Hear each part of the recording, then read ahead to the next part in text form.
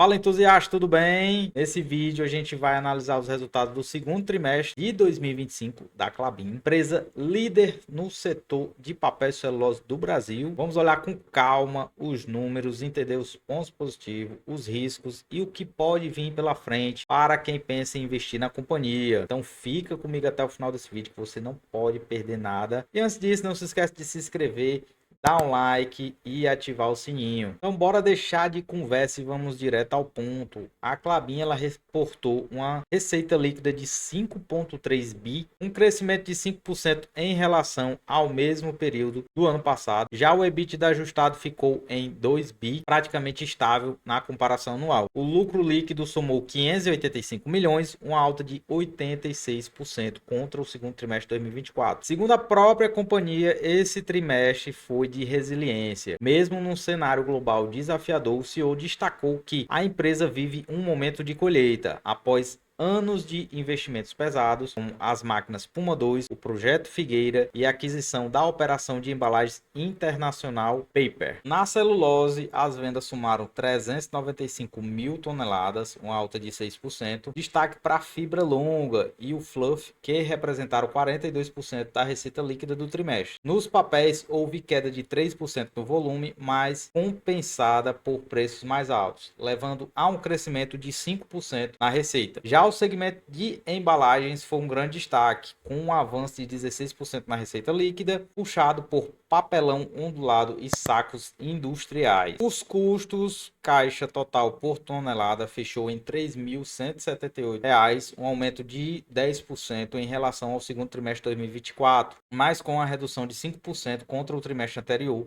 Isso mostra uma melhora operacional, mesmo com pressão de insumos como químicos e fibras. A dívida líquida encerrou o trimestre em 28 bilhões, equivalente a uma alavancagem de 3,9 vezes o EBITDA em dólar. Apesar de alta, segue dentro da política da companhia e a posição de caixa é robusta, com 10,8 bilhões em liquidez e prazo médio da dívida de 86 meses. Nos últimos 12 meses, a Klabin gerou 3,2 bilhões em fluxo de caixa livre ajustado, equivalente a um yield de 12,6%. A companhia distribuiu 1,4 bilhões em proventos, o que dá um dividend yield de 5,7% para este trimestre. Já foi aprovado um pagamento de 306 milhões, equivalente a 15% do EBITDA. A BIM 4, que está cotado nesse momento a 3,64, uma variação de 13% negativa, um PL de 10,79, um PVP de 2,21 e o dividend yield aí de 5,95. Preço teto para Benjamin Graham, 3,55. Já para Bazin, 3,42. Ela teve uma data anunciada aí dia 8/8, né? Para pagamento dia 19, então ela já pagou o último provento aí que ela anunciou. E temos possíveis datas aí em outubro, novembro e dezembro. Lembrando que ano passado anunciou, né? No mês 10 e também no mês 12. A questão da dívida dela ainda tá um pouco alta, mas já caiu bastante. Chegou ali a 4,86, já caiu para 3,75.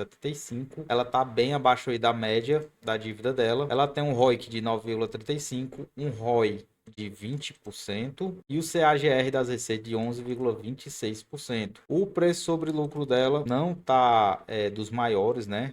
A média dela é 18,65, mas ela já caiu aí bastante, de 15,49 para 10. Preço sobre valor patrimonial também ficou bastante, tendo em vista que caiu bastante a cotação de 4,26 para 2,21, a média 3,46. Agora eu vou destacar aqui com vocês os pontos positivos e pontos de atenção para a Klabin. Forte diversificação de produtos e mercados, um bom desempenho em embalagens, ganhando market share, um fluxo de caixa robusto e dividendos consistentes. Já os pontos de atenção, a gente tem ainda uma alavancagem elevada, quase 4 vezes EBITDA, uma pressão de custos e insumos e um mercado global de celulose segue volátil, especialmente na China. Mas em resumo, a Klabin entregou bons resultados no segundo trimestre de 2025, com destaques para embalagens e geração de caixa, mas o investidor precisa acompanhar de perto o nível de endividamento e a dinâmica dos preços da celulose, que podem trazer volatilidade. Para quem busca uma empresa resiliente, integrada e que paga